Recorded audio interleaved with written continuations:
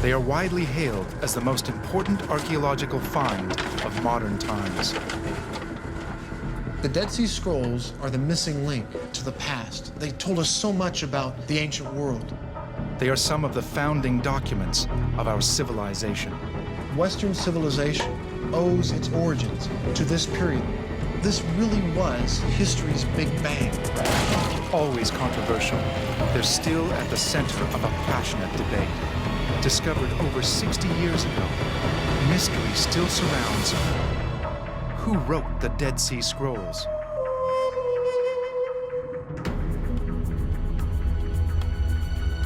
Bob Cargill is an archaeologist who has devoted much of his career to the Dead Sea Scrolls.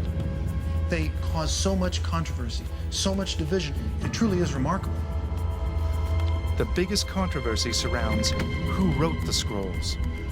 Bob Cargill is passionate about the question and wants to investigate it further. We've answered most of the mysteries about the Dead Sea Scrolls. The last remaining question is who wrote them? Many of us will not rest until we can answer that final question. I want to know who wrote the Dead Sea Scrolls.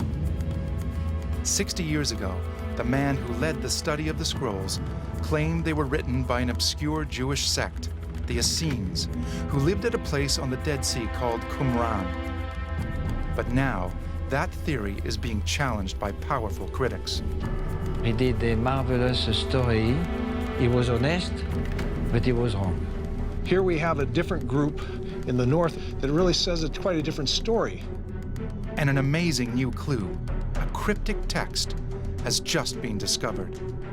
If this inscription is deciphered, it will give us information as to who wrote the Dead Sea Scrolls. And forensic science dramatically transforms the Dead Sea Scrolls story.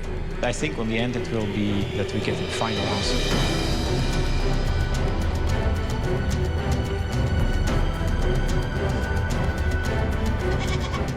This is where they found the Dead Sea Scrolls. This is where the entire controversy began. The first of the scrolls were discovered in a remote mountain cave on the western shores of the Dead Sea in 1947. The story goes, a Bedouin shepherd was tending his herd up here in these cliffs. One of his animals wandered into a cave and he tried to scare him out. So he threw a stone and he heard something shatter. He ran up to see what he had broken and he found a jar. And he found some scrolls. Muhammad ed-Din found 3 ancient lengths of parchment with Hebrew writing.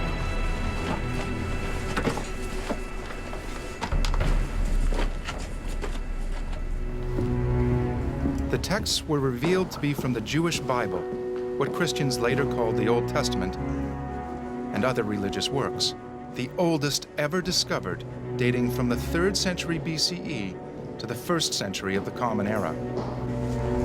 Today, these scrolls are housed here, in Jerusalem's Israel Museum, in an especially built home, the Shrine of the Book. The centerpiece of the shrine is the Book of Isaiah. It's 1,000 years older than any other previously known copy. As much as I can say, this is truly a religious experience. It's not just that they're biblical text, it's that they're the oldest text of the Bible. And these words have been speaking to generations of people, literally thousands of years. The Isaiah scroll in the Shrine of the Book is a replica. The real treasure, the original scroll, is kept in these vaults. This is it. This is it. This is one out of the 4 segments of the Book of Isaiah, Manuscript A, discovered by the Bedouins.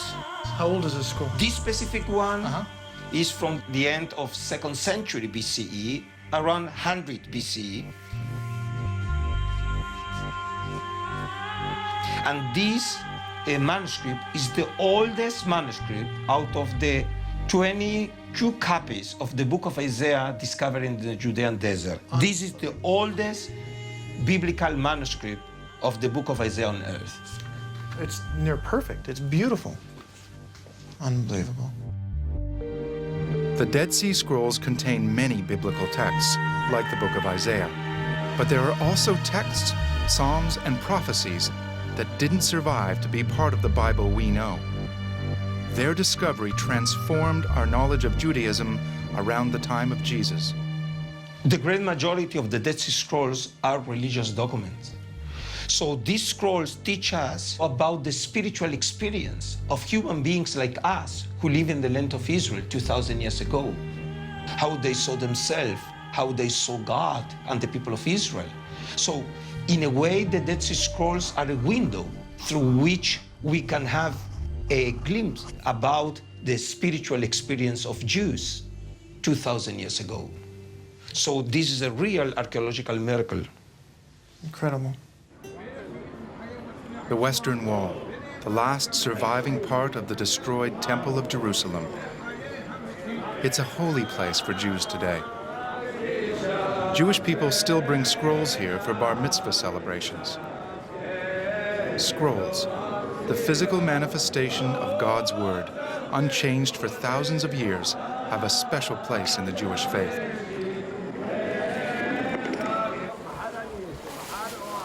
"2,000 years ago, Judaism existed in different forms, with important religious divisions between different groups of Jews. And it's important to identify the particular group of Jews who wrote the Dead Sea Scrolls. Their scrolls give us a unique insight into the beginnings of Judeo-Christian culture. But exactly whose insights have been discovered? More than scrolls were discovered in the caves along the Dead Sea, and Bob Cargill's hoping that the artifacts found with the scrolls will help him discover who wrote them. These items are very rare. The dry climate of the Judea desert helped us to preserve the organic materials, such as textiles, basketry items, leather. All these organic materials were kept in the caves. Finds in the caves may reveal the religious observance of the people who put the scrolls there. Let me show you an example of the phylactery cases, the tefillin. Oh, wow. And these phylacteries are made of leather. What are these used for? For praying. To pray? Yeah, they had parchments in these small houses, which you can see here. They used it for the head, and one was used to put it on the hand. Wonderful. And so they would take pieces of scroll, really tiny scroll, Yes. and place it in there, and then tie it to themselves and around their head, and then would pray? Yeah, and this practice, the Jewish Orthodox still do it today. Still do this and today. they continue to pray. These are the earliest ones in Israel, so we know this practice is around 2,000 years. The textiles found in the caves were all plain linen. Mixing linen with other textiles like wool was forbidden by religious purity laws. But the people who owned the linen were making a political statement too. The linen was undyed. They didn't want to dress like Romans or Greeks. What does that tell us about who these people were? They were different from the other population around them. So the people that produced the scrolls were not only trying to be different from the rest of society, Romans and Greek, they were trying to be different from other Jews. Yes, they were different.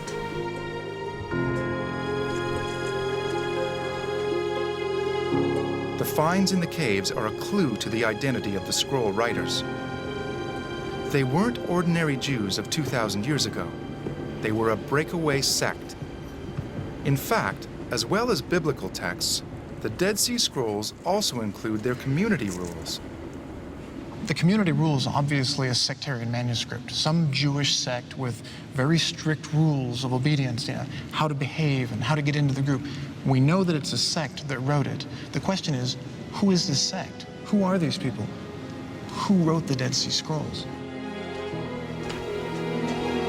60 years after the discovery of the first scrolls, the identity of the authors is hotly disputed. The controversy goes back to 1947, when Muhammad Ed-Dib's discovery of the first Dead Sea Scrolls sparked a mass hunt by Bedouin and archaeologists. Within a few years, many more caves were searched, and over 900 manuscripts were found. In 1952, Father Roland Deveau, an archaeologist and Catholic priest from the religious order the Dominicans, was appointed to head an international team to study the scrolls.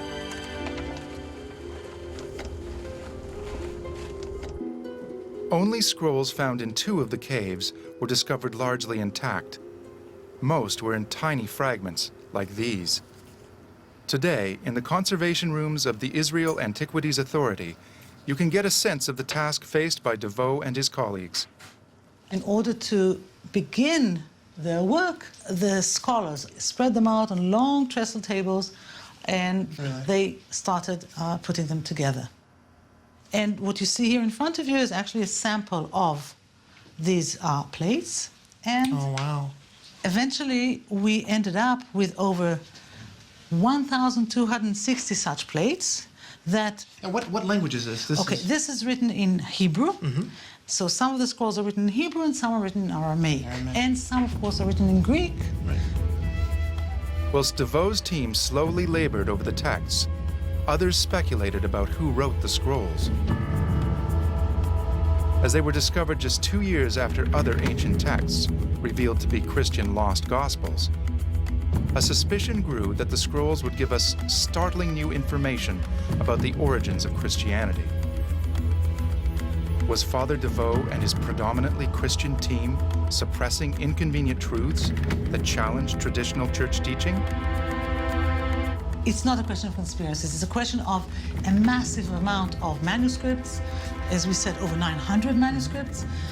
There were only 8 scholars that were appointed to work on them. They can't handle such a massive amount of manuscripts. It's almost as if they're trying to put together a jigsaw puzzle, but they don't have all the pieces, and they don't have the picture on the top of the box. They don't know what it's supposed to say. The scrolls were slowly published. In a knock to the conspiracy theorists, it was revealed that the scrolls were not written by early Christians after all. We now know, after having published all of the scrolls, the people who wrote the Dead Sea Scrolls certainly were not Christians. If not early Christians, who did write the scrolls? And what can their identity tell us about the scrolls and the crucial period of history in which they were written? Archaeologist Bob Cargill has spent years researching the Dead Sea Scrolls. He's determined to identify who wrote them. The Dead Sea Scrolls transported us back beyond the time of Jesus. The Dead Sea Scrolls provide a link to a part of history that, I would argue, gave rise to Western civilization. The mystery of who wrote the Dead Sea Scrolls begins on the northwest shore of the Dead Sea. The scrolls were found in caves here.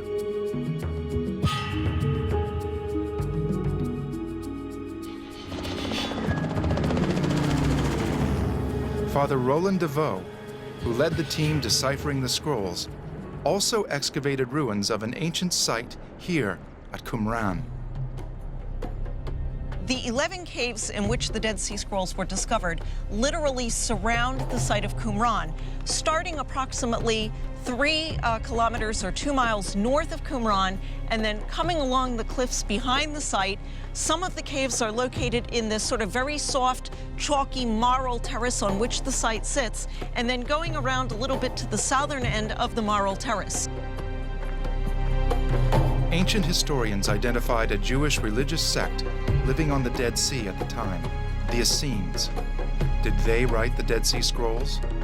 Descriptions of their communal lifestyle matched details in the Dead Sea Scrolls' community rules. At Qumran, Deveau unearthed what he thought were the remains of such a community. One of the strange features noted at Qumran was the number of water pools. There are 16 on the site. Would the people living here have needed so much water as was stored in all of these pools just for the purposes of survival, for drinking? Or could it be that some of the pools were used for other purposes? The pools were identified as Jewish ritual baths. In one room, DeVoe discovered the remains of furniture he reconstructed as scroll tables, and 2 inkwells, a rare find in archaeological excavations in Israel. So he identified it as a scriptorium, or writing room. If that's the case, we can reasonably suggest that some of the Dead Sea Scrolls might actually have been written in this room. With this evidence of a large community living next to the scroll caves, with pools for ritual bathing and scroll writing equipment, it seemed like the mystery of the Dead Sea Scrolls had been solved. They belonged to the Essenes. They brought scrolls to Qumran and wrote more at the site. This view has been mainstream scholarly opinion for 50 years. In my opinion, the comparisons, the parallels between the information in the Dead Sea Scrolls and the archaeological evidence from Qumran indicate that we should, in fact, identify this sect as the Essenes. And I believe there can be no doubt that the people who lived at Qumran, the Essenes, deposited the scrolls in the nearby caves.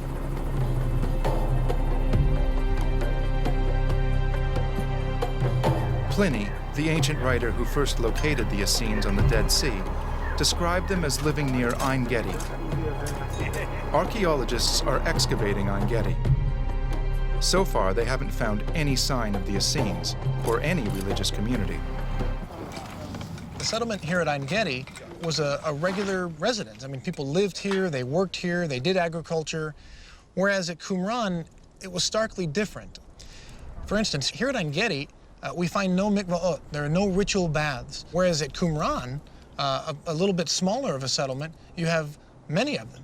So it seems that whoever was at Qumran was obsessed with ritual purity. Not so here at Ein Gedi. No trace of the Essenes has been found at Ein Gedi. So nearby Qumran may well have been the place Pliny identified as their home, as DeVoe believed. Archaeologists digging at Ein Gedi have found one powerful similarity with Qumran. Just today, we found coins at the site dating right up to 68 CE, but nothing after that. This tells us that this site was occupied right up until the Romans destroyed it in 68 CE. Qumran was destroyed by the Romans in the Jewish revolt of 66 to 70 CE. There is evidence of this Roman destruction up and down the western shore of the Dead Sea. And it is generally believed that the Essenes living here hid their scrolls in the caves just before the Romans came. Did they hope they would come back and retrieve the scrolls? It would be nearly 2,000 years before the scrolls would see the light of day.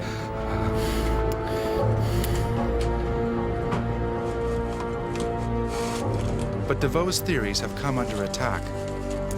Bob Cargill is meeting Father Jean-Baptiste Humbert, a member of the Dominican religious order like DeVoe. He inherited the task of publishing DeVoe's work. If anyone could be expected to support DeVoe, it might be him. Yet after 20 years of study, Humbert has reached a radical, different conclusion. I understood suddenly one morning that it was totally different of the model of DeVoe. DeVoe was totally honest, you know, but because he was so clever, he did a marvelous story without strong foundation for the interpretation. And he was honest, but he was wrong. Humbert thinks DeVoe confused the archaeological evidence of Qumran with what he knew about monastic life in the Middle Ages. He wanted to find a religious community like his own at the site. Do you think he was projecting his own life on Qumran? Exactly, yeah. And he built in his brain a fantastic story, you know. And this brain story he found on the site. Wow, so he found it in his head, and he read it into the site. He read it on the site. And you don't agree with that? It is impossible. It's impossible. Yeah. Humbert believes Qumran was too small and compact for a community to live in. He believes Qumran was used intermittently by a sect, perhaps the Essenes, but the scrolls were not written there. Are they responsible for the Dead Sea Scrolls? For me, it is impossible. You don't think that the people there, most likely the Essenes, were responsible for the Dead Sea Scrolls? No. Bob Cargill is learning that what he knew about some of the most important historical records ever discovered must now be rethought. Roland de Vaux was convinced that the Essenes wrote the Dead Sea Scrolls at Qumran. And now the very man who took over for de Vaux says the Dead Sea Scrolls did not come from Qumran and that Qumran was something totally different. Humbert's interpretation throws the gates wide open. Once again, we're asking who wrote the Dead Sea Scrolls?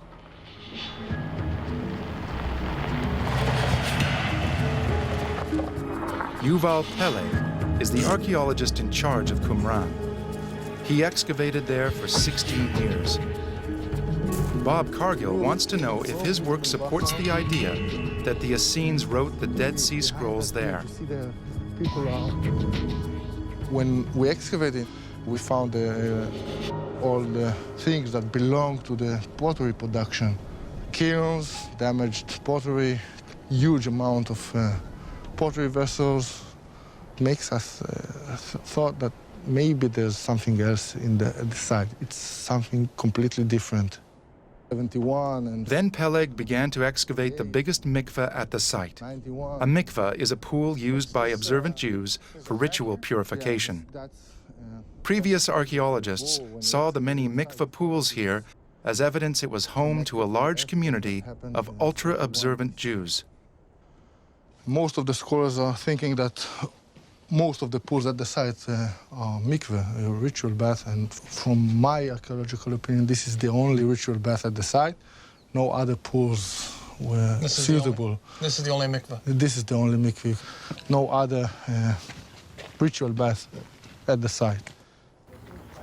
According to Peleg, only the westernmost pool at Qumran could be a mikveh. The water in the following pools would be impure in Jewish law. If Qumran had just one mikveh, it could not be home to a large, observant religious community. So what was this pool for? This is the last pool at the site. All the water that entered the site finally found the way to this area. And after excavating at the bottom of the pool, we found a layer of 30 centimeters of pure clay, without any stones, without anything. According to Peleg, all but one of the pools were designed to capture and separate clay for pottery production. Yuval argues that the scrolls have nothing to do with this site. That is, you wouldn't want your scribes, very holy men, praying, writing scrolls, here on a site that was used for common production of pots. According to Yuval Peleg, this site had nothing to do with the Dead Sea Scrolls. They came from somewhere else.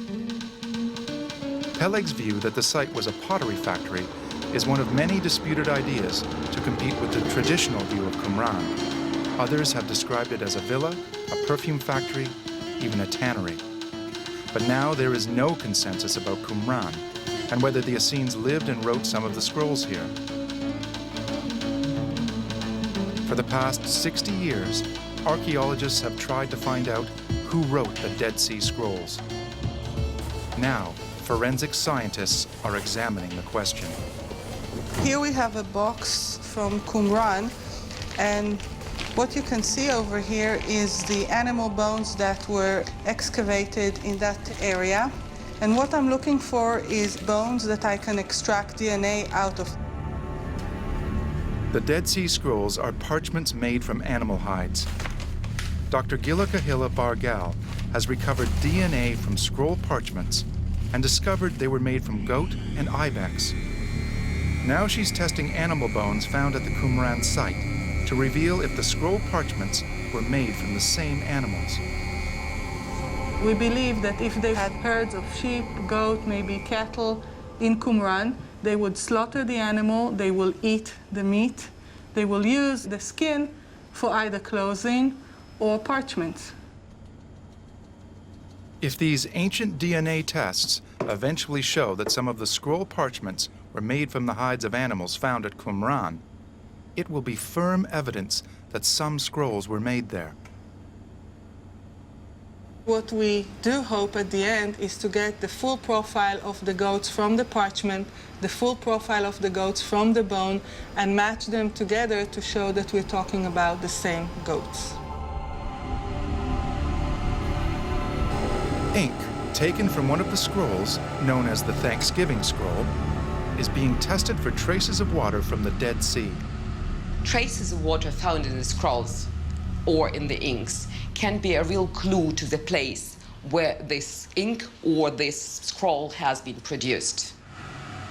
Water in the Dead Sea has a unique composition of the trace elements chlorine and bromine. We tested the ink of the Thanksgiving scroll, and we found that the key elements of the Dead Sea water, chlorine and bromine, are there in characteristic relationship. Characteristic for the place of Qumran and surrounding. The test showed that the scroll was written with ink made from Dead Sea water. It's evidence indicating this scroll may have been written near the Dead Sea, possibly at Qumran. It's a tantalizing clue for Bob Cargill. He believes that archaeologists and other scientists working together will reveal who wrote the Dead Sea Scrolls. I cannot tell you how excited I am. For me, there's this anticipation that maybe, just maybe, there's a chance that we could solve this question. Professor Jan Guneveg heads an international team of 130 scientists looking for an answer. This is a scroll, one of the many which are found at Qumran, about 100 of them. Guneveg has tested the chemical composition of the clay in the scroll jars found in the caves. Clay has a distinctive fingerprint, a possible clue to where the scroll jars were made.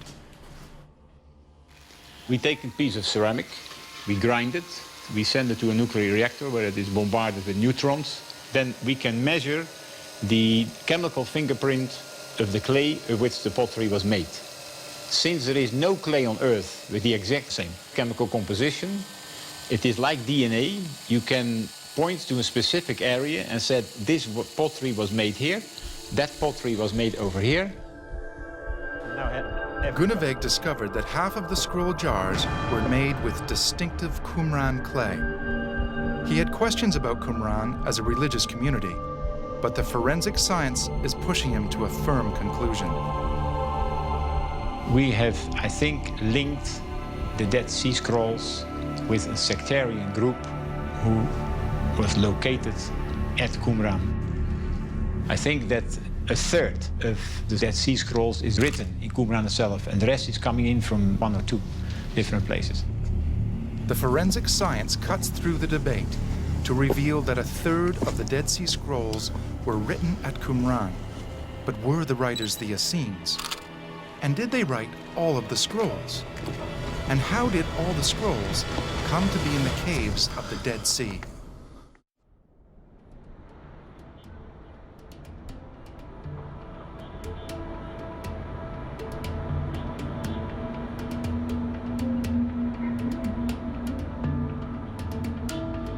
Bob Cargill is searching for the writers of the Dead Sea Scrolls. He has discovered that at least a third of them were written by a religious sect at Qumran on the Dead Sea. But were they the Essenes? In Jerusalem, archaeologist Shimon Gibson has recently discovered a site linked to the Essenes. What is certain is that the Essenes were here in Jerusalem, because we have a gate, and we're standing here at the gate, called the Gate of the Essenes. So definitely the Essenes were in Jerusalem, and why not at Qumran, in my opinion. Shimon Gibson believes the Essenes could have been the group that lived at Qumran and left their scrolls in the caves there. The Essenes might have been the major group depositing scrolls there. That is definitely a possibility, but we must take into consideration the possibility that other groups were putting their manuscripts there as well. Shimon has been digging at Mount Zion, an ancient part of Jerusalem. And here he unearthed what could be a vital clue in identifying other writers of the scrolls. It's an amazing discovery, a remarkable cup thousands of years old. We found this cup, which is about so high, and inscribed on the sides of this cup is a text, which turns out to be a cryptic text. The only other place where we have cryptic texts is at Qumran. So there's a link here between the cup and Qumran. The only other place this cryptic text has been found is in the Dead Sea Scrolls. Surprisingly, a tenth of the scrolls are written in this unique code. To have a cup from Jerusalem, from the Mount Zion area with this cryptic text, similar to the cryptic text at Qumran, might provide us with information as to who wrote the Dead Sea Scrolls. The cup is being analyzed by Professor Stephen Fan. If he can decipher the code, it might reveal a clue to who wrote some of the Dead Sea Scrolls. It was a marvelous discovery. It has on it lines of an inscription that actually tells us a lot about what this cup is all about. So this new technology where we can actually do lighting from all different sides in one image makes it possible to be able to move the light around on the computer screen so that we can actually see all the lines. The new technology reveals the lettering and allows Stephen to decipher the code. In the cryptic alphabet, we can read Aleph, Dalet, Vav, Nun, Yud, which is the divine name. Adonai, Lord. And the second word that we have here, which says Shavti, Lord, I've returned. The cup belonged to a temple priest. They wrote in a secret cryptic code to keep their communication with God exclusively to themselves. It was understood to be a secretive script used by the priests, non-Essene priests, in order to make a set of texts which no one could read except themselves. And the fact that we have it on this mug in Jerusalem and on these texts at Qumran shows that this was something of a more secretive part of a priestly society. The use of this secret code on the priest's cup and in the Dead Sea Scrolls suggests a connection between Jewish priests from the Temple of Jerusalem and some of the scrolls. I think it dramatically changes our understanding of the Dead Sea Scrolls if we see them as documents produced by priests. Gone is the Ark of the Covenant. We're never going to find Noah's Ark. The Holy Grail, these things, we're never going to see them. But we just may very well have documents from the temple in Jerusalem. It would be the great treasure from the Jerusalem temple.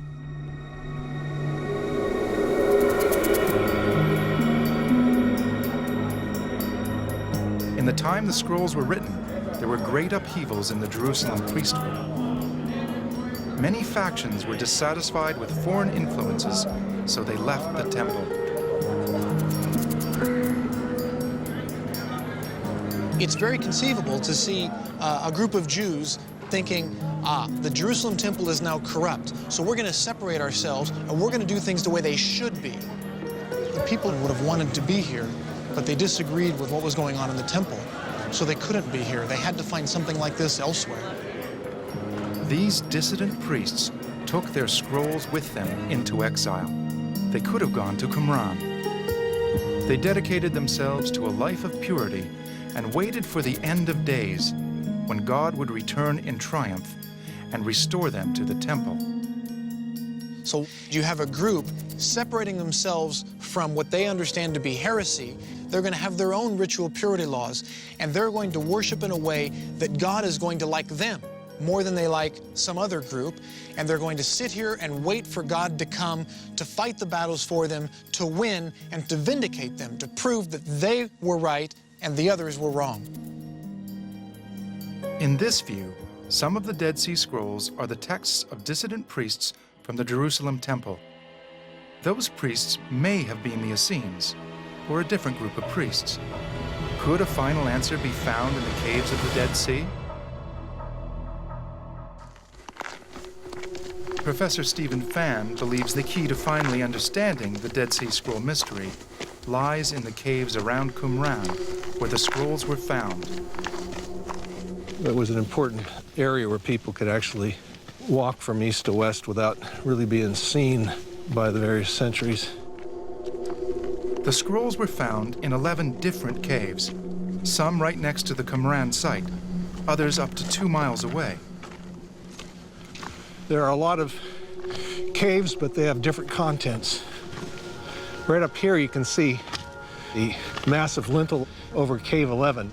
Inside here there were scraps of scrolls all over the surface, with the soil coming up to our hips here, and back there is where the major 33 scrolls were found.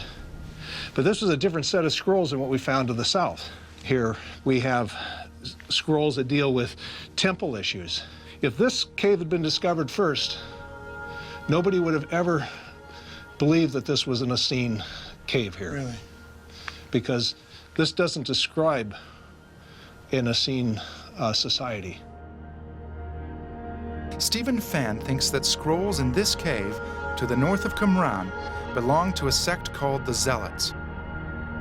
His work has led him to a surprising conclusion about who wrote the Dead Sea Scrolls.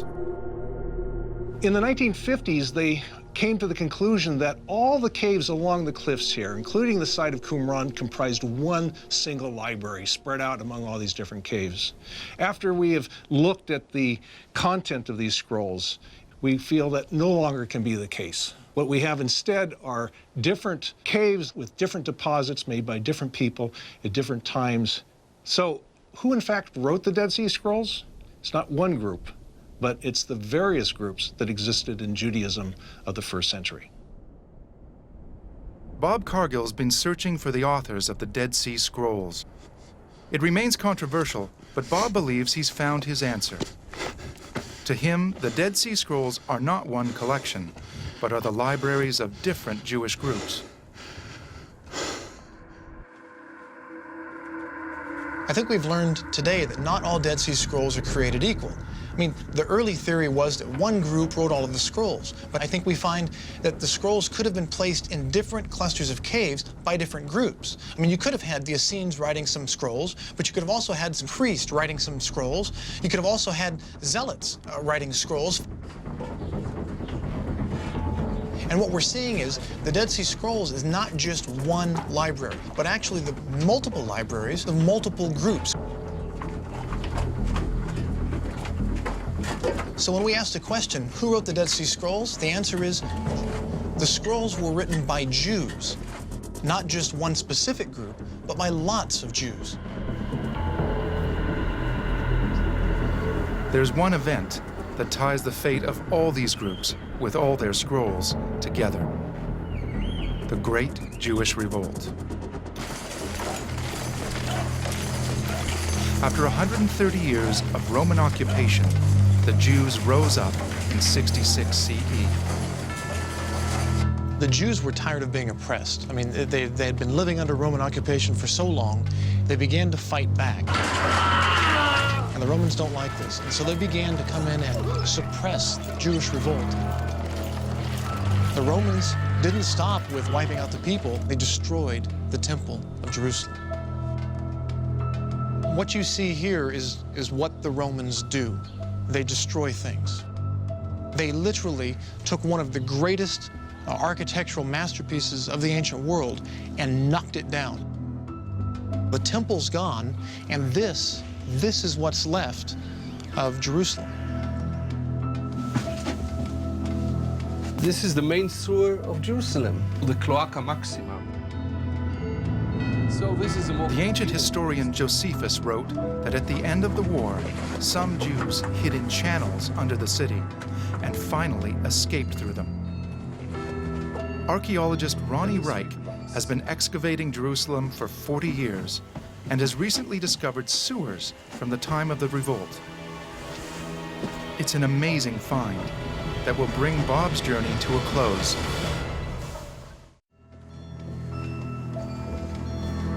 Archaeologists Bob Cargill and Ronnie Reich are exploring newly excavated sewers recently found under the streets of Jerusalem. We have excavated here a narrow sample of a stone-paved stepped street going up the valley to the Temple Mount. And by the coins, by the pottery, this is clearly the destruction of Jerusalem in the year 70 by the Romans. Ronnie Reich believes this is one way Jews escaped from Jerusalem. This was just one way, an ingenious one, to escape. Simply take the channel to the valley, the Kidron Valley, and the distance is short. In one night, you are near the Dead Sea. This escape route took refugees towards the Dead Sea. It could have been used to get scrolls out of Jerusalem. So if you rescue yourself, you can rescue whatever fits in such a channel. If it's dear to you, if it's worth risking your life to do it, you take it out with yourself and out of town. You can imagine what it's like to be fleeing Jerusalem during the suppression of the Jewish revolt. They're running for their lives. They grabbed their valuable possessions, they grabbed their Bibles, they grabbed their scrolls, and they ran. And they hid those scrolls in caves, all throughout the Judean desert. Some of them perhaps may have managed to come back and grab their scrolls and move on. Some of them didn't. The Romans chased them down and slaughtered them right out here on the north end of the Dead Sea.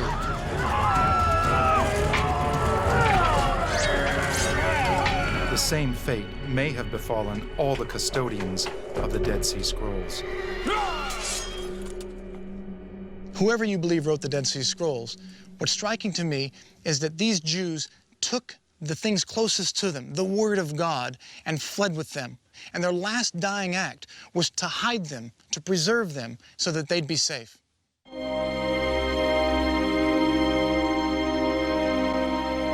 Thousands of Jews were killed or enslaved by the Romans in the Jewish revolt. Qumran was destroyed, as was the whole of the western shore of the Dead Sea.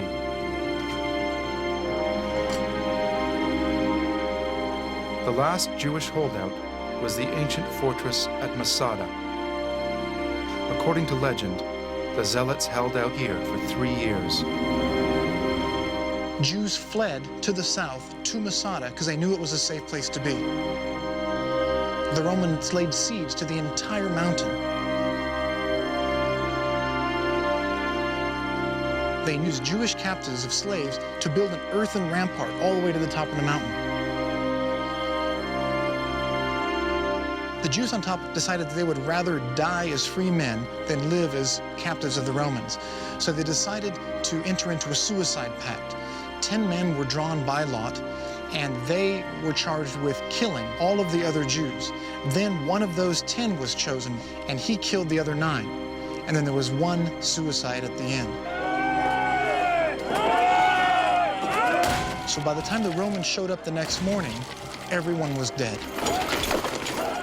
The story of Masada is truly one of the greatest tragedies of all time.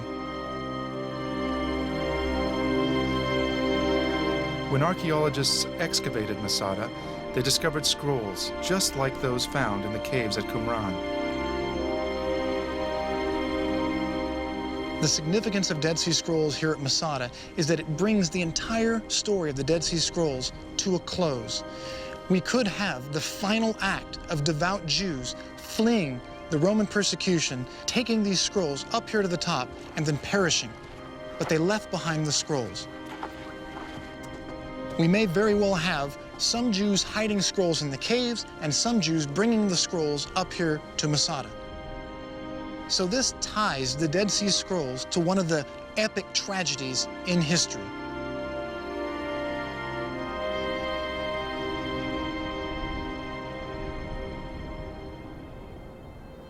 I went from thinking that the scrolls were written by one single group to understanding that the scrolls were perhaps written by a vast array of different Jewish groups. It really does allow me to understand the scrolls as documents that speak directly to me, not just some group that died off a long time ago, but these scrolls still have meaning for me today.